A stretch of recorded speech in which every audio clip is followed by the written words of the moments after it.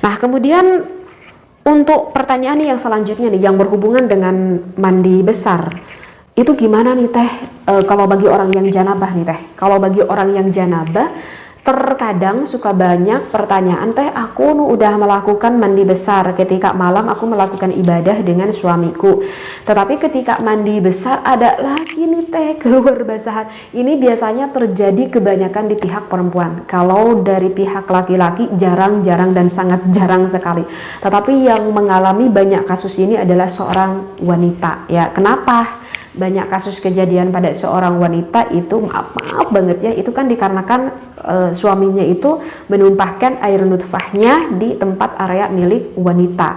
Makanya suka sering ada kasus kejadian di wanita menumpahkan lagi air nutfah. Nah, jika aku sudah melakukan mandi besar keluar lagi air nutfahnya, itu aku harus wajib mandi lagi enggak ya? Nah, itu jawabnya banyak sekali hukumnya, banyak sekali hukumnya. Nah, begini nih. Yang pertama nih ya, misalkan ini baik laki-laki baik perempuan hukumnya sama. Misalkan ada seorang suami dan juga laki-laki ketika melakukan ibadah, maka kan mewajibkan untuk melakukan mandi besar.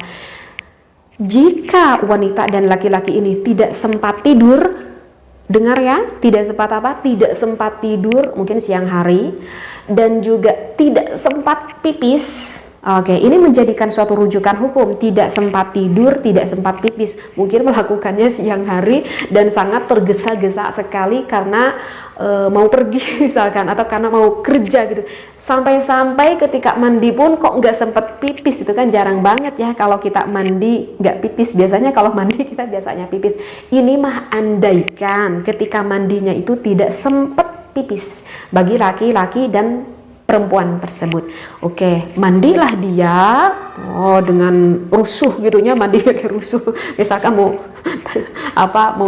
mau pergi gitu ya. Nah, kemudian ketika udah pakai pakaian, bahkan sempat sholat, kok udah beres sholat ada lagi keluar air nutfah.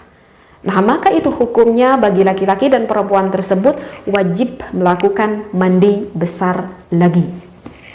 Dikarenakan apa alasannya? Dikarenakan tidak sempat tidur dan juga tidak sempat pipis. Tetapi kalau laki-laki dan perempuan ini ketika sempat tertidur atau salah satunya sempat pipis ketika melakukan mandi besar, maka ketika keluarnya lagi itu tidak mewajibkan untuk melakukan mandi besar, tetapi hanya membatalkan terhadap wudhu saja. Nah, kenapa bisa seperti itu, kok beda dan dapat mempengaruhi antara pipis dan tidak pipis terhadap suatu hukum? Karena di dalam kitab Fathul Mu'in bahwa kalau kita melakukan mandi besar dari hadas janabah itu disunnahkan untuk kita pipis, karena dikarenakan pipis itu akan menyempurnakan, mengeluarkan sisa-sisa air nutfah yang ada di area milik laki-laki dan juga di area milik perempuan. Itu sunnah. Makanya di dalam hukumnya juga itu perbedaannya seperti itu ya. Kemudian kenapa tidur? Karena kalau tidur biasanya itu akan mengeluarkan dengan dirinya sendiri. Ketika wanita tertidur, nggak sempat ke kamar mandi saking ngantuknya langsung tertidur, biasanya itu akan mengeluarkan dengan dirinya sendiri seperti itu. Maka hukumnya berbeda. Kemudian yang keduanya itu adalah jika ketika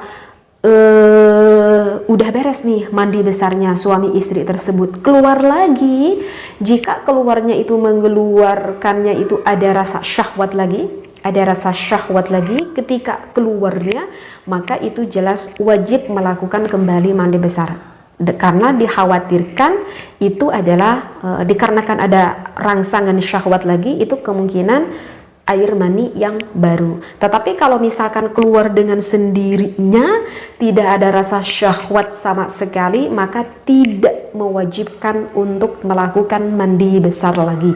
Itu hanya membatalkan terhadap wudhu saja. Seperti itu ya, insya Allah ya, bisa dipahami nih wabil khusus nih bagi pasangan suami dan juga istri.